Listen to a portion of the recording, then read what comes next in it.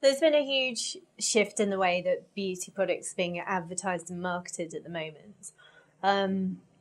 So really, on the one hand, we're seeing regulatory bodies clamp down harder on beauty manufacturers. We've seen a few companies been pulled up recently for the use of things like airbrushing and false beauty claims by regulatory bodies. On the other hand, we also have a massive shift in the way that consumers are using media. So there's been a shift away from traditional forms such as print media, television news, and a real drive by consumers and a shift globally towards using the internet. We've seen, according to Euromonitor data, the number of internet users roughly double between 2004 and 2009. And this is really having a knock-on impact on the number of social network users globally. We've also seen that many consumers now permanently connected to their mobile phones. So we have the rise of this so-called 24/7 online consumer. And this is really having an impact on the way that beauty manufacturers are having to advertise and target consumers. All this time spent online has given rise to a huge number of beauty blogs and video logs known as vlogging. Now, some manufacturers have really seen this as a threat because what it means is that there's a huge amount of content online which is out there and they're unable to control. But on the other hand, some manufacturers have seen the opportunities that it presents and are taking advantage of it and tapping into these shifts in media use and using it to their advantage. So one of the ways in which manufacturers have been tapping into this shift towards new media usage is through brand acquisition.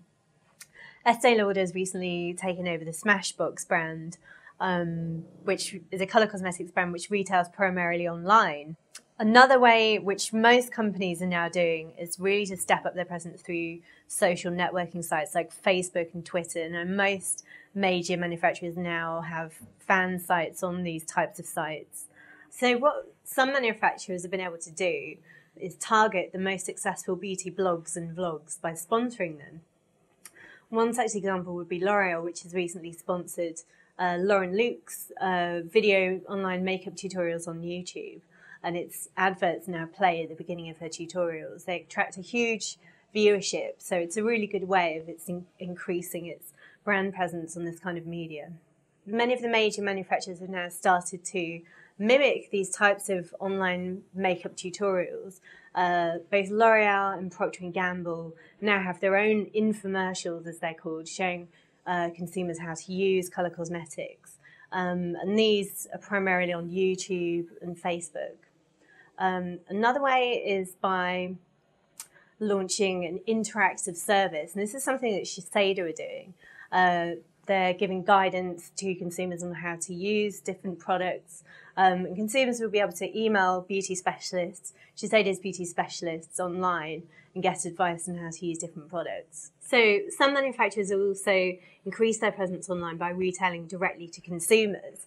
And this is something that Procter & Gamble have recently started doing. They've launched an e-store. At the moment, they're using it primarily as a means of researching, but in the future, it could be a more popular route. What is clear is that the manufacturers that are successful in the long term are manufacturers that are able to adapt to these changes and position their strategies in accordance with them.